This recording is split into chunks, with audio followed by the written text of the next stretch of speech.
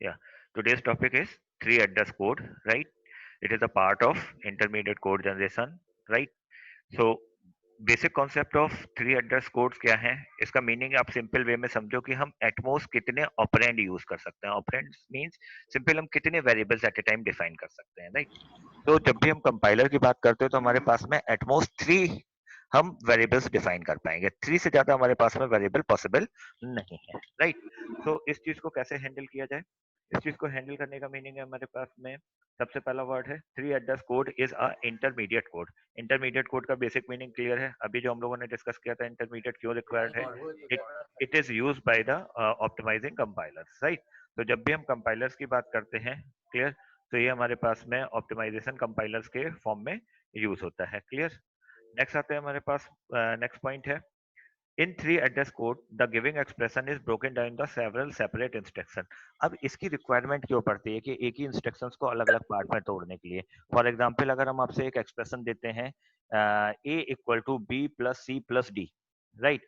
सो B plus C plus D, अब हमें normally mathematics rule पता है, वो तो कभी चेंज नहीं होंगे कि हमें दो ऑपरेंड चाहिए और एक ऑपरेटर चाहिए, लेकिन हमारे पास जो चीज लिखी हुई है क्या लिखी हुई है, B plus C plus D, यानी यहाँ तीन ऑपरेंड है और दो ऑपरेटर है। तो इसे कैसे सिंप्लीफाई किया जाए? सो इसी मैकेनिज्म को होल्ड करते हुए थ्री एड्रेस कोड बनाया गया है, राइट? सो कंपाइलर के साथ भी ये प्रॉब्लम है कि अगर हम उसे मल्टीपल टाइप्स के इंस्ट्रक्शंस देंगे तो वो कैसे उसे डिफरेंशिएट करेगा कि कौन सा पार्ट पहले इवेलुएट करना है, कौन सा पार्ट बाद में इवेलुएट करना है, राइट? सो यही ओवरऑल थ्योरी है थ्री एड्रेस कोड जनरेशन की। तो एट ए टाइम हमारे पास में अगर हम मैथमेटिकल टर्म में बात करें तो हमें दो ऑपरेंड और एक ऑपरेटर चाहिए। तो इसीलिए हमारे पास मैक्सिमम कितने काउंट किए गए हैं, थ्री। तो देखो थर्ड पॉइंट क्या लिखा गया है, the three address code instructions has at most three operand, right? तो it means three address code का नाम ही थ्री एड्रेस इसीलिए रखा है कि हम कितने ऑपरेंड की बात कर रहे हैं, तीन ऑपरेंड की, यानी ये तीन एड्रेसेस स्टोर कर सकता है, राइट? और इसे हम कंबाइन कर सकते हैं किसी भी ऑपरेटर्स के साथ में, राइट?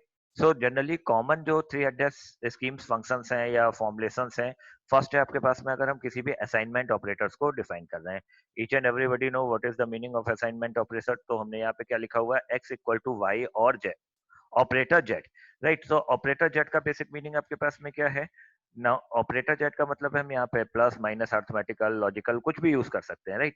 सो कितने मैक्सिमम आपके पास इसमें ऑपरेंड हुए, देखो एक ऑपरेंड ये है, दूसरा ये है, तीसरा ये है, तो मैक्सिमम कितने ऑपरेंड है, थ्री। और थ्री एड्रेस कोड का मैक्सिमम आपके पास में ऑपरेंड कैपेबिलिटीज कितनी है, थ्री। सो इट मींस ये आपके पास में वैलिड एक्सप्रेशन है, राइट? सेम एज अगर कॉपी करना है तो कॉपी सी में कैसे करते हैं, हम वेरिएबल को असाइन कर देते हैं एक्स इक्वल टू वाई या X equal to two, X equal to three. तो इट मीन्स हमारे पास में क्या होगा, कितने मैक्सिमम ऑपरेटर्स हैं आपके पास, ऑपरेंड है, दो ऑपरेंड है। और जब हमने आपसे बोला हुआ मैक्सिमम कितने हो सकते हैं, थ्री, यानी एटमोस्ट थ्री ऑपरेंड की कंडीशन है। तो एटमोस्ट थ्री ऑपरेंड कंडीशन का मीनिंग क्या हुआ हमारे पास में, कि हम तीन से ज्यादा नहीं ले सकते हैं, लेकिन तीन से कम अलाउ है, वन भी हो सकता है, टू भी हो सकता है, थ्री भी हो सकता है। नेक्स्ट अगर हम कंडीशनल ऑपरेटर को डिफाइन करें तो कैसे लिखते हैं, इफ एक्स, राइट? यहाँ पे आपके पास में जो भी हमें कंडीशन डिफाइन करनी होती है, राइट, रिलेशनल ऑपरेटर जिसको बोलते हैं, right, then Y and then go to, आपको कहाँ पे इंस्ट्रक्शंस को फॉलो कराना है, राइट? अनकंडीशनल सबने पढ़ा हुआ है, गो टू होता है, सिंगल है, एक स्टेटमेंट है आपके पास में तो करेक्ट है थ्री एड्रेस स्कीम कोड पे।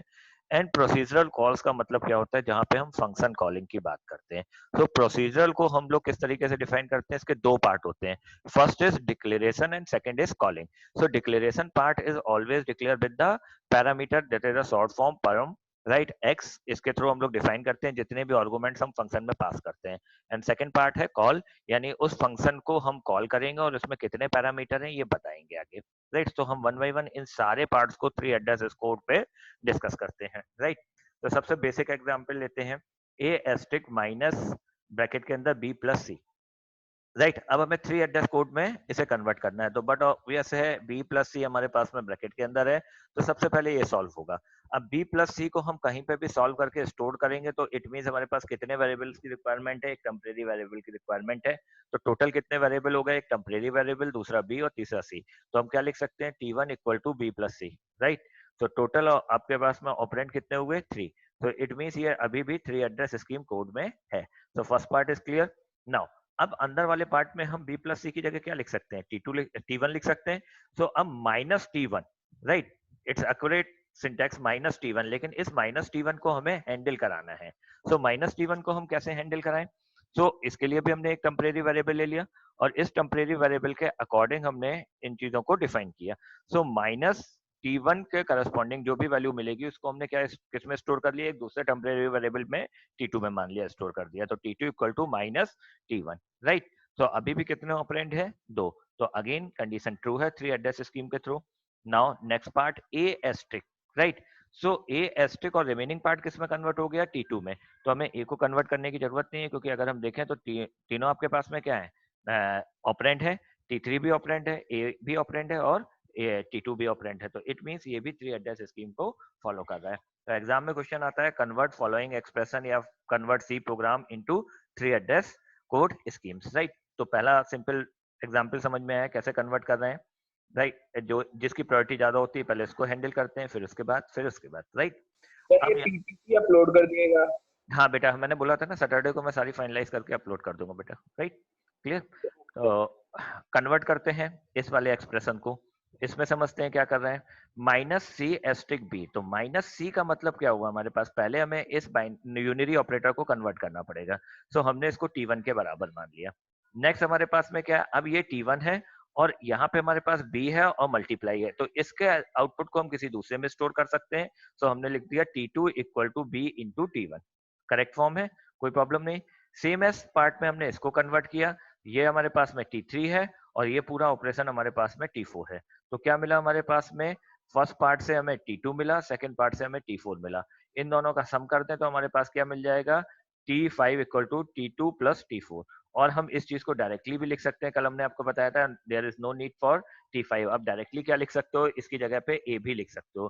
क्यों, क्योंकि A भी एक ऑपरेंड है, so there is no problem. Clear. तो आप इसका एक स्टेप रिड्यूस कर सकते हो, आप A equal to T2 plus T4 लिख सकते हो, राइट।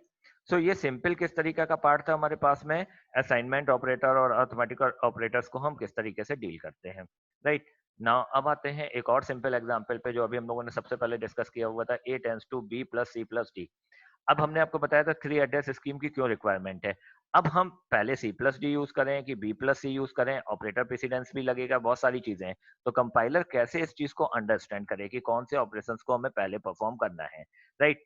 सो हमने आपके पास में एसोसिएटिविटी रूल्स पढ़े थे, तो ये सारी चीजें कहाँ पे डिस्कस हो चुकी होंगी, अब पार्ट पे, राइट, जहाँ पे हमारे पास में पार्सिंग होती है, वहां तक ये सारी चीजें डिसाइड हो गई होंगे। अब इस चीज को कन्वर्ट कैसे किया जाए, तो इसके लिए हमने डिसाइड किया है कि अगर मोर देन 2 वेरिएबल्स हैं हमारे पास में, 3 वेरिएबल्स हैं, तो हम डिफाइन करेंगे कि किन वेरिएबल्स को हमें यूज करना है, यानी किस ऑपरेंड्स को हमें यूज करना है।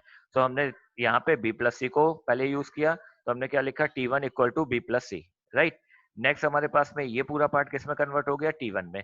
सो अगेन हम क्या लिख सकते हैं, पूरे पार्ट को डायरेक्ट भी लिख सकते हैं, A equal to T1 plus D, तब भी आंसर करेक्ट है। क्यों करेक्ट है, देखो, अगर हमने लिखा हुआ है A equal to T1 plus D, तो T1 एक ऑपरेंड है, D ऑपरेंड है और A एक ऑपरेंड है, तो टोटल कितने ऑपरेंड हुए, 3 ऑपरेंड है। तो it means 3 address code conversion ये भी है, राइट। बट और सिंप्लीफाई करना चाहते हो तो हमने क्या किया, T1 प्लस डी को भी एक पर्टिकुलर वेरिएबल में असाइन कर दिया T2, तो अभी भी 3 वैल्यूज हैं, राइट। तो अगेन 3 एड्रेस है और इसको फिर से हमने A में असाइन कर दिया। मीनिंग क्लियर है, right. Now one more example previously तरीके से है, minus A X B, right. So A X B का मतलब है आपके पास में मल्टीप्लाई है, राइट, ए एक्स बी। तो अब अगर इस चीज को सॉल्व कर रहे हैं तो सबसे पहले हमने क्या किया हुआ है, ए एक्स बी को सॉल्व कर लिया, राइट। ए एक्स बी को हमने T1 में मान लिया, तो 3 ऑपरेटर हो गए हमारे पास में, 1 2 एंड 3, 3 ऑपरेंड हो गए। नाउ अब माइनस बाहर में है, तो अंदर अगर हमने T1 माना है तो ये पर्टिकुलर पार्ट किसी दूसरे वेरिएबल में स्टोर होगा, तो आपने क्या लिखा हुआ है, T2 equal to you minus, मतलब है यूनिरी माइनस, आप डायरेक्ट सिंबल भी यूज कर सकते हो रादर देन। क्लियर। इसके बाद हमने यूज किया हुआ है C प्लस डी को सॉल्व किया, इसी तरीके से फिर आपके पास यहाँ तक इतने पार्ट को हमने फिर कंबाइन कर दिया, तो ये हमारे पास में क्या मिला, T3, और ऊपर वाला पार्ट क्या मिला था, T2, राइट। सो T2 प्लस T3 को हमने किसी एक वेरिएबल में स्टोर कर लिया, T4। ये एक पार्ट हो गया। अब इस वाले पार्ट को भी हम एज इट इज सॉल्व करेंगे, तो A प्लस बी एक पार्ट में ले लिया, राइट, और इसका जो भी आउटपुट था उसको आगे वाले पार्ट के साथ में कंबाइन किया, तो देखो T5 equal to A plus B, right, और T3 plus T5। T3 plus T5 का मतलब क्या है, C प्लस डी हमने पहले ही मान रखा है क्या है, T3 है, और A प्लस बी आपके पास में किस फॉर्म में आया था, ये पूरा पार्ट जो था A plus B plus C plus D, ये पूरा पार्ट किस में आउटपुट में आ रहा था, T3, राइट, T3 हो गया और ये आपके पास में T5 में आ रहा था A प्लस बी, राइट। तो आपने क्या लिखा हुआ है T3 प्लस T5, तो T6 इक्वल टू क्या हो गया T3 प्लस T5। अब ये पूरा पार्ट निकल आया, तो ये क्या है आपके पास में T6 और ये पूरा पार्ट क्या है T4। तो आप क्या लिखोगे T7 equal to T4 minus T6। आप इस पर्टिकुलर एक्सप्रेशन को किसी भी तरीके से सॉल्व कर सकते हो। अगर आपको कोई रूल नहीं दिया हुआ है तो प्लस किसी भी फॉर्म में यूज कर सकते हो। आप पहले A प्लस बी यूज कर सकते हो, या B प्लस सी भी यूज कर सकते हो, या C प्लस डी भी यूज कर सकते हो, इन एनी मैनर, राइट। लेकिन आपकी कंडीशन क्या होनी चाहिए कि मैक्सिमम से मैक्सिमम आपके पास में कितने ऑपरेंट होने चाहिए अगर आप कोई भी ऑपरेशन परफॉर्म करा रहे हो, या तो एक, या तो दो, या मैक्सिमम थ्री, राइट। अब आते हैं नेक्स्ट पार्ट पे कि अगर किसी इफ कंडीशन को हमें थ्री एड्रेस कोड में कन्वर्ट करना है तो कैसे करेंगे। सो स्टेटमेंट क्या लिखा हुआ है, if A is less than B then one else zero, right. अब अगर इस चीज को कन्वर्ट करना है तो सबसे पहले हमें क्या देखना पड़ेगा कि कंडीशन के ट्रू पे कौन सा पार्ट एग्जीक्यूट होना है, कंडीशन के फॉल्स पे कौन सा पार्ट एग्जीक्यूट होना है। तो चेक करते हैं, if A is less than B, हम यहाँ गो टू लिख के छोड़ देते हैं, अभी हम थोड़ी देर के लिए इस नंबर को काउंट नहीं करते हैं, राइट। फोर कैसे आ गया इसको अभी हम अपने आप समझेंगे, इसको हटा देते हैं, राइट। अब हमारे पास में क्या है, अगर ये कंडीशन ट्रू है और फॉल्स है, ट्रू है तो हमें कुछ और काम करना है, फॉल्स है तो हमें कुछ और काम करना है, राइट। लेकिन दोनों में हमारे पास में क्या है, वैल्यू असाइन हो रही है, क्लियर। तो हमने मान लिया कि अगर हमारे पास में ये कंडीशन फॉल्स है तो हमें पास क्या होना है, जीरो असाइन होना है, तो हमने T1 में जीरो लिख दिया। और अगर कंडीशन ट्रू है तो हमें क्या करना है, आपके पास में इस वाले पार्ट पे जाना है, राइट। तो अगर कंडीशन फॉल्स है तो जीरो पे जाएंगे, और इसके बाद हम कहाँ पे चले जाएंगे, गो टू लगा के स्टॉप पे पहुंच जा रहे हैं, यानी लास्ट स्टेटमेंट में। एल्स के बाद क्या होगा, स्टेटमेंट एंड हो जाएगा। आप इस चीज को दूसरी तरीके से भी लिख सकते हो, अगर कंडीशन ट्रू है A is less than B, तो आपको कहाँ जाना है, गो टू टू लिख सकते हो, राइट। और गो टू टू का मतलब आपके पास में क्या है, आप इस लाइन पे आ रहे हो, इस पे आप क्या लिख सकते हो, वन लिख सकते हो, राइट।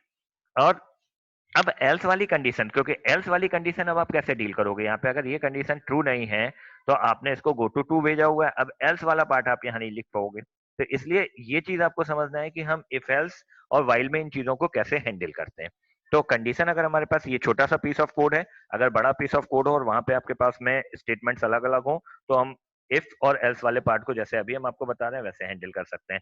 अदरवाइज आपको क्या करना है, एल्स वाले पार्ट को पहले हमने यूज कर लिया, गो टू फोर, राइट। और इसके बाद आपने क्या किया हुआ है, इफ वाले पार्ट को हैंडल किया, अगर कंडीशन ट्रू है तो कहां पे जाएगा, गो टू फोर पे जाएगा, फोर पे क्या करेगा, T1 equal to one slice करेगा और प्रोग्राम एंड हो जाएगा। और अगर एल्स वाले पार्ट में जा रहा है तो जीरो पहले एन स्लाइस करेगा, फिर कहां पे जाएगा, गो टू फाइव पे और स्टॉप करेगा, राइट। मीनिंग क्लियर हो रहा है। सो इफ एल्स को हम किस तरीके से लिखते हैं थ्री एड्रेस स्कीम में, ये चीज क्लियर हुई। नाउ अब आते हैं नेक्स्ट पार्ट पे, if a is less than b and c is less than d then t equal to 1 else t equal to 0, right. Same ऐसा है ऊपर तरीके से, लेकिन यहाँ पे अब हमने एंड की कंडीशन भी यूज कर ली है, राइट। सो सबसे पहले हमने क्या यूज किया, if a is less than b then go to three, right. Go to three क्यों डिसाइड कर रहे हैं, क्योंकि हमारा एंजम्पशन है कि हम प्रोग्राम के काउंटर्स को कहाँ ले जाएंगे। Otherwise go to four, right. Go to three का मतलब है पहली कंडीशन ट्रू है तो हमें दूसरी कंडीशन चेक करना है, तो हमने थर्ड स्टेटमेंट पे क्या लिखा है, if C is less than D. अगर ये कंडीशन ट्रू है तो हमें कहाँ जाना है, ट्रू वाले पार्ट पे जाना है, तो टी इक्वल टू वन, तो हमने इसको कहाँ पे भेज दिया, गो टू सिक्स। अगर ये कंडीशन ट्रू नहीं है तो फॉल्स वाले पार्ट पे जाना है, टी को क्या इनिशियलाइज कर देना है, जीरो। और जीरो के बाद में प्रोग्राम एंड होगा, वन के बाद भी प्रोग्राम एंड होगा। तो आप इसे किसी भी तरीके के फॉर्मुलेशंस में लिख सकते हो, बट आपका एग्जीक्यूशन पार्ट जो है वो करेक्ट होना चाहिए। सेकंड, आपके पास में जो एड्रेसिंग स्कीम है वो मैक्सिमम से मैक्सिमम कितने ऑपरेंड यूज कर रही हो, थ्री ऑपरेंड यूज कर रही हो, राइट। एक और एग्जांपल देखते हैं इसका। Now do while, clear. So C equal to zero हमने इनिशियलाइज किया है प्रोग्राम में, डू वाइल का एक लूप है, इसके अंदर इफ की कंडीशंस हैं, राइट। अब इस प्रोग्राम को थ्री एड्रेस कोड में कन्वर्ट करना है, तो सबसे पहला पार्ट तो सी इक्वल टू जीरो है, ये थ्री एड्रेस कोड में है, कोई प्रॉब्लम नहीं थी। नेक्स्ट हमें डू वाइल लूप यूज करना है, तो डू वाइल का मतलब क्या है, ये सारे स्टेटमेंट एग्जीक्यूट होंगे और लास्ट में कंडीशन चेक होगी, राइट। सो डू का मतलब क्या हुआ, हम इस वाले स्टेटमेंट को यूज करेंगे। तो if A is less than B, अगर कंडीशन ट्रू है तो हमें क्या करना हो, कंडीशन फॉल्स है तो हमें क्या करना है, राइट। अगर ट्रू है तो हमने आपसे बोला हुआ है यहाँ पे गो टू फोर, क्योंकि हम line number one two three और फोर पे हमने, अब यहाँ पे कंडीशन ट्रू पे हम इवेलुएट कर रहे हैं कि हमें करना क्या है, एक्स की वैल्यू को वन से इंक्रीमेंट करना था। और अगर फॉल्स है तो हमें दूसरा पार्ट एग्जीक्यूट करना है, तो हमने यहाँ से दूसरे लाइन नंबर पे भेज दिया। अब देखो यहाँ पे इफ एल्स को नॉर्मल तरीके से ट्रीट कर रहे हैं, क्योंकि हमारे पास में एग्जीक्यूशन में इफ एल्स दोनों पार्ट थे, तो हमने पहले इसको एग्जीक्यूट करा दिया, देन अगर ये कंडीशन ट्रू नहीं है तो गो टू 7 पे भेजा, 7 पे क्या है, एल्स वाला पार्ट हमने राइट कर रखा है। Clear? So if A is less than B तो गो टू 4 पे पहला स्टेटमेंट क्या है, x equal to X plus one, एक वेरिएबल लिया आपने, डिफाइन कर दिया t1 equal to X plus one, और फिर इस t1 को आपने x में असाइन कर दिया। क्लियर? क्योंकि x प्लस प्लस का मतलब क्या हुआ, x equal to X plus one, यही मीनिंग हुआ। तो इसको हमने जनरल सेंस में कैसे लिखा, 3 एड्रेस स्कीम कोड में t1 equal to X plus one, और आप डायरेक्ट भी लिख सकते हो x equal to X plus one. तो कितने आपके पास में ऑपरेंड होंगे अगर हम इस चीज को डायरेक्ट लिखें, x equal to X plus one, 2 operand होंगे, तो ये पार्ट आपके पास में करेक्ट हो जाएगा। क्लियर? सो यहाँ तक का पार्ट क्लियर था। एल्स वाले पार्ट में आए, गो टू 9। गो टू 9 पे आपने क्या किया हुआ है, x equal to X minus one किया है। आप इस चीज को वेरिएबल के थ्रू भी हैंडल कर सकते हो और डायरेक्ट भी हैंडल कर सकते हो। नेक्स्ट स्टेटमेंट फिर से था C प्लस प्लस, तो C प्लस प्लस का मतलब हम पहले यूज कर चुके हैं, तो T3 T1 हो चुका था, T2 हो चुका था, तो हमने नेक्स्ट वेरिएबल ले लिया T3 और T3 equal to C plus plus, यानी C प्लस वन कर दिया। राइट? क्लियर? इसके बाद इस वैल्यू को असाइन करा दिया। अब इसके बाद ये वाइल कंडीशन चेक कर रहा है, तो अब आपको यहाँ पे क्या लगाना पड़ेगा, if C is less then 5, आपको ये कंडीशन लिखनी है, if C is less then 5। अगर है तो आपको किस स्टेटमेंट पे भेज देना था, आपको इस कंडीशन पे भेजना था, if A is less than B, तो आप कहाँ पे भेजोगे, गो टू पे। राइट? गो टू टू, और अदरवाइज आपके पास में क्या होगा, प्रोग्राम स्टॉप हो जाएगा। राइट? सो बहुत इजी सी चीज है, एक बार अगर आप कॉपी पेन पे सॉल्व करोगे तो आपको ये चीज बहुत इजीली समझ में आ जाएगी। क्लियर? नेक्स्ट पार्ट पे आते हैं इसके। नाउ हाँ बेटा बोलो, या टेल मी। ओके, यहाँ तक का पार्ट क्लियर हुआ। अब आते हैं नेक्स्ट पार्ट पे, फंक्शंस कैसे डिफाइन होंगे। राइट? तो फंक्शंस डिफाइन करने का मीनिंग समझो। क्लियर? ये प्रोग्राम से सारे लोग फेमिलियर हैं, call by reference. Right? This is a program of call by reference. Clear? अब इस चीज को हम कैसे लिखें, तो हमने अभी आपको शुरू में बताया था, जहां पे हमने डिस्कस किए थे डिफरेंट फॉर्मेट्स, उस फॉर्मेट्स में हमने आपको ये भी डिस्कस किया था कि प्रोसीजर कॉल कैसे कॉल होती है। पहले हम फंक्शन के पैरामीटर पास करते हैं एंड देन उसे कॉल करते हैं। राइट? तो अब यहाँ पे भी इस चीज को समझते हैं। तो वॉइड मेन, मेन के अंदर कुछ पास नहीं है, कुछ स्टेटमेंट्स हैं, हमने मान लिया printf होंगे, scanf होंगे, whatever। राइट? इसके बाद स्वैप फंक्शन कॉल हुआ है और इसके बाद स्वैप की डेफिनेशन है। अब मेन पार्ट पे हम लोग डिस्कस करते हैं 3 एड्रेस स्कीम को कैसे कन्वर्ट करें। तो सबसे पहले हमारे पास में वॉइड मेन है, मेन के अंदर कोई पैरामीटर पास नहीं हो रहा, तो इट मींस हम सिंपल क्या करेंगे, कॉल मेन लिख देंगे। राइट? कॉल मेन यानी फंक्शन का नाम, और कुछ नहीं लिखना। अगर पैरामीटर पास होता है तो हम क्या लिखते हैं, कॉमा यूज करके जितने नंबर ऑफ पैरामीटर पास है, सपोज जैसे ये पार्ट है स्वैप, स्वैप के अंदर कितने पैरामीटर पास है, 2। तो जब हम कॉल स्वैप लिखेंगे तो हम क्या लिखेंगे, कॉल स्वैप कॉमा 2। देखो ये लिखा हुआ है call swap comma 2, meaning clear है। और जितने पैरामीटर्स हैं हमारे पास में कॉलिंग से पहले, उनको लिखना पड़ेगा विद द हेल्प ऑफ परम कीवर्ड्स। राइट?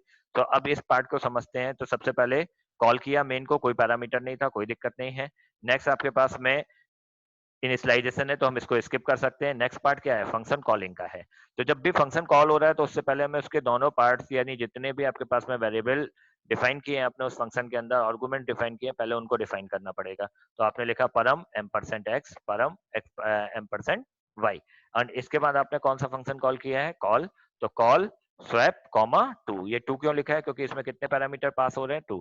तो ये बताता है आपके पास में कितने नंबर ऑफ पैरामीटर इस फंक्शन के अंदर पास हो रहे हैं, और ये पैरामीटर आप पहले ही इनिशियलाइज कर सकते होते हो विद द हेल्प ऑफ परम कीवर्ड। राइट? इसके बाद जब ये फंक्शन कॉल करेगा तो ये कहाँ जाएगा, इस वाले पार्ट पे। इस वाले पार्ट पे आने के बाद में, क्योंकि ये वेरिएबल इनिशियलाइजेशन है, इससे कोई मतलब नहीं। नेक्स्ट स्टेटमेंट क्या है, i equal to asterisk b, और ये आपके पास में 3 एड्रेस स्कीम कोड में है। इसके नीचे वाला भी 3 एड्रेस स्कीम कोड में है, इसके नीचे वाला भी 3 एड्रेस स्कीम कोड में। तो आप इजिली यहाँ पे तीनों स्टेटमेंट लिख दोगे एंड देन ये प्रोग्राम स्टॉप हो जाएगा। क्लियर? सेम एज, अब इस वाले पार्ट का सोल्यूशन हम आपको विजिबल नहीं करते हैं थोड़ी देर के लिए। राइट? आप इसे अपने बेसिस पे यूज कर सकते हो। क्लियर? और इसके ऊपर आप एक वॉइड मेन अपने हिसाब से मान लेना, अगर नहीं मानना है तब भी आप इस फंक्शन को कन्वर्ट कर सकते हो। क्लियर? कैसे कन्वर्ट करोगे, पहले क्या लिखोगे, परम परम एक्स, इसके बाद आपके पास में आपको फंक्शन लिखना है कॉल फैक्ट कॉमा 1, और इसके आगे की लाइन आपको पता है। फॉर लूप कैसे हैंडल किया जाएगा, अभी हम लोगों ने व्हाइल लूप में सिचुएशन समझी थी कैसे हैंडल करते हैं, डू व्हाइल में समझी थी। सेम एज लॉजिक आपको फॉर लूप के लिए लगाना है। क्लियर? तो ये प्रोग्राम आप अपने विशेष पे काउंट करोगे। क्लियर? अब आते हैं नेक्स्ट पार्ट पे।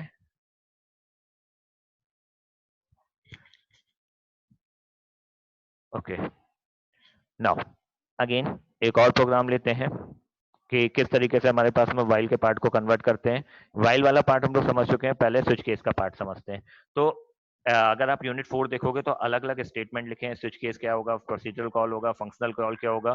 तो यूनिट 4 में सारे टॉपिक छोटे छोटे से हैं, वो सारे टॉपिक आपके पास आज कंप्लीट हो रहे हैं, राइट, एक्सेप्ट 2 थिंग्स जो आपके पास में अगले उसमें हम डिस्कस करेंगे कि क्या आपके पास में पी होल प्रॉब्लम्स होती हैं, एंड एक और थ्योरम है उसको डिस्कस करेंगे, राइट।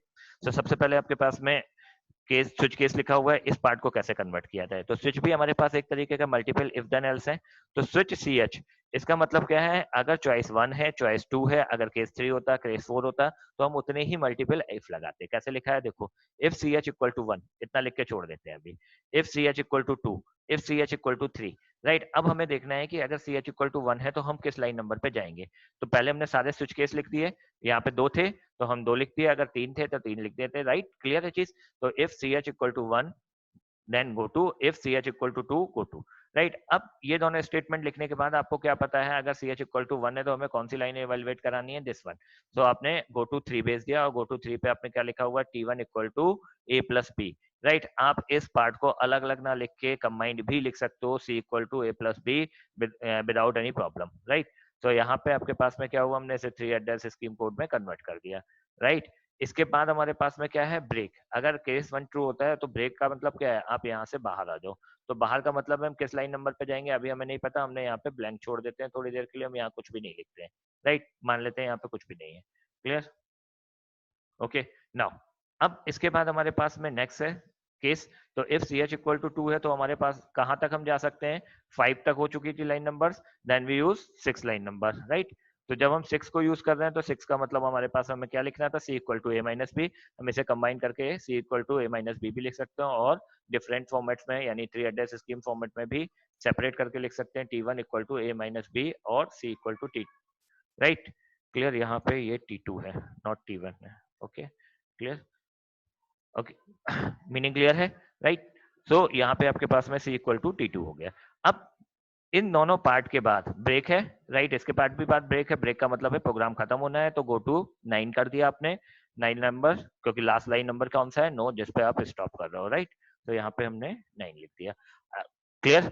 और ये पार्ट क्लियर हुआ, तो स्विच केस को कैसे कन्वर्ट करते हैं इसका पार्ट क्लियर है। सेम एज हमने यहाँ पे एक और एग्जांपल लिया है, वाइल में हमने कंडीशनल पार्ट को, डबल कंडीशनल पार्ट को चेक किया है, A is less than C and B greater than D, right. If then है, एल्स है, राइट, वाइल है। तो जितनी चीजें हम पहले पढ़ चुके हैं उसी के बेसिस पे हमने इस चीज को डिस्कस किया हुआ है, क्लियर। सो इसका भी सोल्यूशन आपको विजिबल करने की जरूरत नहीं है, आप इसको अपने बेसिस पे कॉपी पे लिख लो, right. While A is less than C and b is greater than d, do if a equal to 1 then c plus plus, else a is less than equal to d, do a equal to a plus b। इसका 3 address scheme code आप अपने basis पे generate करके देखना। अगर कोई doubt है, right, slide share हो जाएंगी तो आप अपना आंसर चेक कर सकते हो, इवन वीडियो में भी आपको विजिबल हो जाएगा, आप इस चीज को चेक कर सकते हो, राइट। नेक्स्ट पार्ट आते हैं, इम्प्लीमेंटेशन ऑफ 3 एड्रेस कोड। तो पहले तो हमें ये चीज क्लियर हुआ 3 एड्रेस कोड होता क्या है। नाउ अब हम इसका इम्प्लीमेंटेशन पार्ट पे आते हैं। सो इम्प्लीमेंटेशन कैसे होता है, उसके 3 डिफरेंट डिफरेंट नेम्स हैं, या 3 डिफरेंट मेथड्स कह सकते हैं। First is quadruple, second is triples, and third is indirect triples, right। so quadruple, triples, indirect triples almost सब सिमिलर तरीके की चीजें हैं, बस आपके पास रिप्रेजेंटेशन आपको समझना है, राइट। सो क्वाड्रिपल का मीनिंग समझ में आ रहा है कि आपके पास में 4 टाइप्स रिप्रेजेंटेशन है, 4 फील्ड रिप्रेजेंटेशन है। पहले पार्ट में आप ऑपरेंड बताते हो, ऑपरेटर बताते हो, सेकंड पार्ट में आप आर्गुमेंट यानी जिसको आप ऑपरेंड बोलते हो, operand 1 and operand 2, and last part में आप रिजल्ट बताते हो, राइट। ऑपरेंड 1 और ऑपरेंड 2 का मीनिंग है आप आर्गुमेंट 1 आर्गुमेंट 2 भी लिख सकते हो, राइट, ऑपरेंड भी लिख सकते हो, तो there is no difference, clear. So quadruple को बेसिकली हम कैसे डिफाइन करते हैं, 4 टाइप फील्ड में डिफाइन करते हैं। पहला ऑपरेटर होता है, सेकंड आर्गुमेंट होता है, थर्ड आर्गुमेंट होता है, फोर्थ रिजल्ट होता है, राइट, क्लियर। कभी भी रिजल्ट्स के लिए हमें क्या जरूरत होगा, इन तीनों पार्ट्स की जरूरत होगी, राइट, या किसी एक पार्ट की यूनिरी अगर ऑपरेशन परफॉर्म करा रहे होंगे, यानी कोई भी रिजल्ट आएगा वो ऑपरेंट और ऑपरेटर के कॉम्बिनेशन पे ही आएगा, राइट। एडवांटेज क्या है इसका, easy to rearrange code of global optimization, and one can quickly access value of temporary variable using symbol table। अब जब हम इसके आगे वाले पार्ट पे आएंगे तब हम लोग सिंबल टेबल भी पढ़ेंगे। तो हम कंपाइलर को कैसे पढ़ रहे हैं, ऊपर से नीचे पढ़ रहे हैं। कंपाइलर एक्चुअल में इवेलुएट चीजों को कैसे करता है, तो हमने हाई से स्टार्ट किया था और अब हम कहाँ पे जा रहे हैं, लो पे जा रहे हैं। क्लियर। नाउ अब हमने एक एग्जाम्पल लिया हुआ है, a equal to B asterisk minus C plus B asterisk minus C, right. अब इसको हम पहले 3 एड्रेस स्कीम कोड में कन्वर्ट करें, राइट। तो हमने t1 इक्वल टू ले लिया यूनिरी माइनस सी, हमने पहले इसको कन्वर्ट कर दिया, राइट। और क्यों, कैसे मालूम चल रहा है ये यूनिरी है, क्योंकि दो ऑपरेटर एक साथ हैं, इसका मतलब है ये यूनिरी पार्ट है। देन हमारे पास में हमने b1 multiply this unary operator को हमने किससे कन्वर्ट किया था, t1 से, तो t2 equal to B into t1 हो गया। नाउ सेम एज इस वाले पार्ट को भी कन्वर्ट करेंगे, तो ये क्या है आपके पास में t3 equal to unary c, और फिर आपके पास में अपने किसको कन्वर्ट किया, t4 equal to b into t3। Now अब आपके पास में t2 और t4 पार्ट है, इनको हम प्लस करा सकते हैं, और रिजल्टेंट किस में स्टोर कर दिया आपने ए में स्टोर कर दिया, राइट। अब इसकी जगह डायरेक्ट भी लिख सकते हो, ये चीज हम लोग पहले डिस्कस कर चुके हैं। अब इस टेबल को समझते हैं, इस टेबल को कैसे भरते हैं, राइट। तो सबसे पहले आप टेबल को ड्रॉ करोगे, राइट। चार आपके पास में कॉलम्स बनाओगे, पांचवा कॉलम आपके पास में सीरियल नंबर के लिए है, राइट। तो पहले वाले कॉलम में आप ऑपरेटर लिखोगे, सेकंड वाले कॉलम में आप आर्गुमेंट या ऑपरेंड 1, और थर्ड वाले कॉलम में ऑपरेंड 1 या ऑपरेंड 2 या आर्गुमेंट 2, और लास्ट वाले पार्ट में रिजल्ट, राइट। अब सबसे पहले हम लाइन नंबर देखते हैं, क्या मिला हमें, यूनरी माइनस सी, यानी एक ऑपरेटर है और एक ऑपरेंड है, राइट। तो हमने यहाँ पे लिखा यूनरी माइनस, राइट। आप माइनस सिंबल भी लगा सकते हो, कंफ्यूजन होता है इसलिए हम लोग यूनरी माइनस लिखते हैं। एंड फर्स्ट आर्गुमेंट क्या है, सी, राइट। इसका रिजल्टेंट हमने किस में स्टोर किया है, टी में, तो हमने यहाँ पे टी लिख दिया। नाउ नेक्स्ट, जीरो से स्टार्ट करते हैं हमेशा, ये चीज याद रखना। वन, वन को स्टार्ट किया आपने, वन में क्या लिखा हुआ है आपके पास में, नेक्स्ट लाइन पे देखो हमारे पास में क्या है, बी इक्वल टू t1। तो कौन सा ऑपरेटर परफॉर्म हो रहा है, एस्टिक। पहला आर्गुमेंट कौन सा है आपके पास में, t1, राइट। और दूसरा आर्गुमेंट कौन सा है, b। अब एक डाउट होगा कि सर हम इसको आगे पीछे लिख सकते हैं कि नहीं लिख सकते हैं, बिल्कुल लिख सकते हो, कोई प्रॉब्लम नहीं है, राइट। इसके बाद है t3, राइट। t3 का मतलब हो गया यूनिरी माइनस सी, तो यूनिरी आपने पहले लिखा हो और फिर आर्गुमेंट 1 में सी लिख दिया, राइट। और रिजल्टेंट में आपको क्या मिल रहा है, t3। इसके बाद आते हैं t4, t4 में एस्टिक परफॉर्म हो रहा है, तो ऑपरेटर को आपने एस्टिक लिखा, आर्गुमेंट 1 आपके पास में क्या है, t3, एंड आर्गुमेंट 2 क्या है आपके पास में, b। एंड देन आपको इसमें किसमें स्टोर किया, t4 में स्टोर कर लिया, राइट। नाउ अब आपके पास नेक्स्ट वाली लाइन आती है, t5 equal to t2 plus t4। सो t4 plus is operator, so write down the plus, then t2, then t4, the resultant is stored in t5, right. And the t5 is equal to a, it means you use the operator equal to, in say equal to operator always use the single operand, right. So argument 1 is t5 and the resultant is a, right. Clear। सो ये scheme समझ में आई। क्वाड्रेपल बनाने के लिए आपके पास में mostly exam time में आता है, राइट। एक प्रोग्राम लिखा होता है, उसका बोला जाता है क्वाड्रेपल बनाओ, तो क्वाड्रेपल तभी आप बना सकते हो जब आप 3 एड्रेस कोड में कन्वर्ट कर पाओ। डायरेक्टली क्वाड्रेपल बनाने का कोई मेथड नहीं होता है, राइट। अगर क्वाड्रेपल समझ में आ गया है तो फिर इसके बाद नेक्स्ट पार्ट है ट्रिपल्स। ट्रिपल्स भी क्वाड्रेटल फॉर्म से ही डिफाइन होता है, बट इसमें एक कॉलम मिसिंग होता है, that column name is result. हम रिजल्ट की जगह क्या करते हैं, जो आर्गुमेंट्स हो रहे हैं उन्हीं को इनिशियलाइज करते हैं। कैसे करते हैं, देखो पहले यहाँ पे आपने यूनिरी माइनस और सी लिखा था, आउटपुट में क्या मिल रहा है, t1। ये आपके पास में t1 था, लेकिन t1 किससे एसोसिएटेड है, किस लाइन नंबर से, जीरो से। तो जब आप नेक्स्ट वाली लाइन लिखोगे और जहां पे भी t1 होगा यहाँ पे क्या लिख दोगे, जीरो, राइट। जहां पे भी t2 होगा वहां पे क्या लिखोगे, t1, राइट। जहां पे भी t3 होगा वहां पे क्या लिखोगे, 2, राइट। जहां पे t4 होगा वहां पे 3, जहां पे t5 होगा वहां पे 4, जहां पे a होगा वहां पे 5, राइट। और जहां पे t5 होगा वहां पे भी 5। सो हम इस चीज को a को चेंज नहीं करेंगे, सॉरी, ये हमारे पास में गिविंग है तो a एज इट इज लिखा रहेगा। सो जो हमारे पास में इंटरमीडिएट वेरिएबल्स थे वो हमने यहाँ पे रिप्लेस कर दिए with the help of numbering, right. So unity minus C, right, asterisk. अब यहाँ जीरो लिखने का मतलब क्या हुआ, हम किसकी बात कर रहे हैं, इस पर्टिकुलर ऑपरेशन की बात कर रहे हैं, राइट। सो ये पार्ट आपके पास में किसका पार्ट होता है, ट्रिपल्स का, राइट।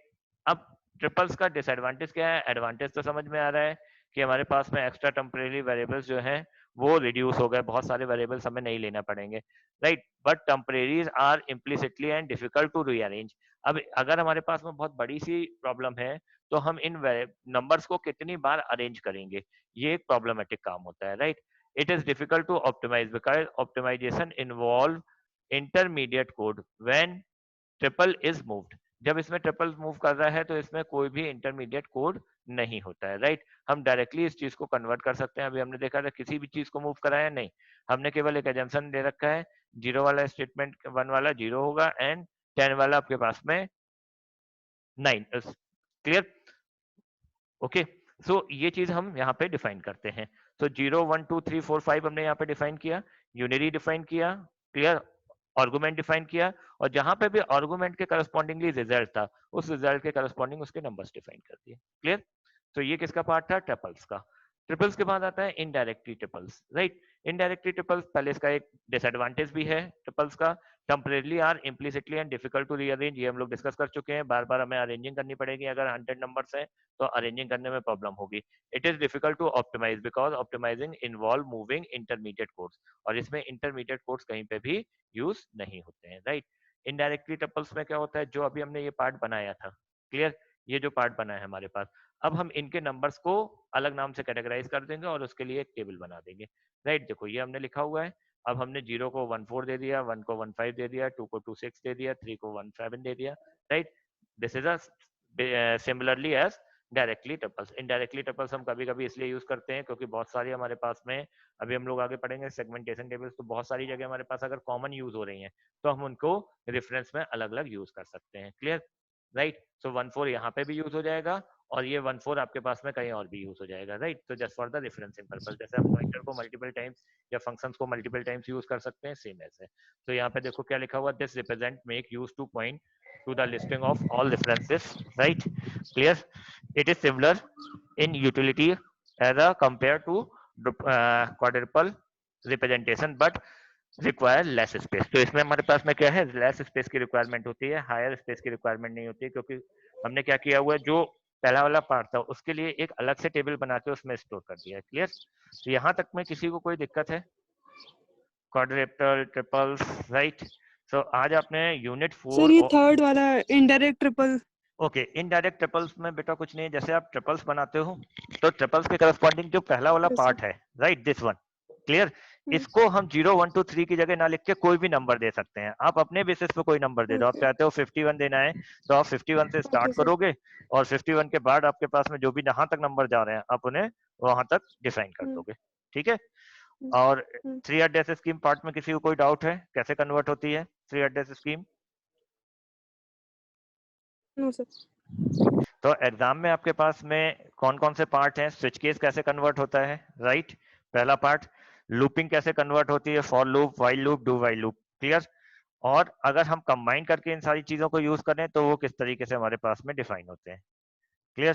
सो ये तीनों चीजें आपको समझनी है। यूनिट 4 में ये मैक्सिमम मार्क्स में आता है। यूनिट 4 आपके पास में केवल 2 टॉपिक बचे हैं, कंप्लीट हो गई, राइट। सो बहुत इजी फॉर्मेट में हमने आपको चीजें समझाने की कोशिश करी है, आपको विदाउट एनी प्रेशर आप कोई भी एक एग्जाम्पल लेके पहले अपने बेसिस पे सॉल्व करना, राइट। अगर आपको कोई भी डाउट होता है आप समझना।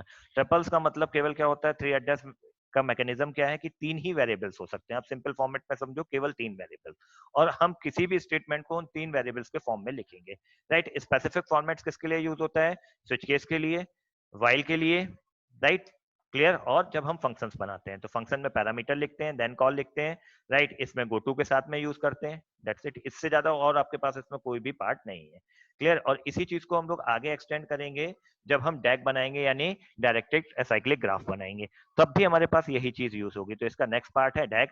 डैग आपकी 5th यूनिट में लिखा हुआ है, तो डोंट वरी, सारी चीजें एक साथ कोरिलेट हैं। तो जब हम 4th एंड 5th यानी सारे टॉपिक्स पढ़ लेंगे तो आपका complete 4th and 5th unit sum up हो जाएगी। सो 4th एंड 5th आपके पास इजी है, केवल थोड़ा सा फोकस रखना है। ये न्यूमेरिकल पार्ट में क्वेश्चन हमेशा एग्जाम में आता है, as well as theoretical part में भी आता है। तो न्यूमेरिकल क्लियर है तो आप इसकी थ्योरी अपने बेसिस पे राइट कर सकते हो, क्लियर। सैटरडे, सर ये आप हाँ ये हाँ वाली भी स्लाइड अपलोड कर हाँ दीजिएगा। बेटा, अभी वीडियो अपलोड कर देंगे। स्लाइड सैटरडे को मैं थोड़ा सा मिसमैनेज है इसमें बीच में स्लाइड, क्लियर, तो उनको मैनेज करके सैटरडे आपको आपके ग्रुप पे सेंड कर दूंगा, राइट। किसी को कोई डाउट हो आप पूछ सकते हो, राइट। तो कल हम लोग इसके आगे डिस्कस करेंगे, कल आपका सैटरडे है, राइट, कल सैटरडे है ना। तो कल हम लोग डाउट रिमूवल की जगह पहले डिस्कस करेंगे, राइट, जो आगे वाला पार्ट है, और यूनिट 4 बाइंड अप करेंगे। इसके बाद अगर किसी को कोई प्रॉब्लम होती है पुरानी तो हम लोग डिस्कस कर लेंगे, राइट।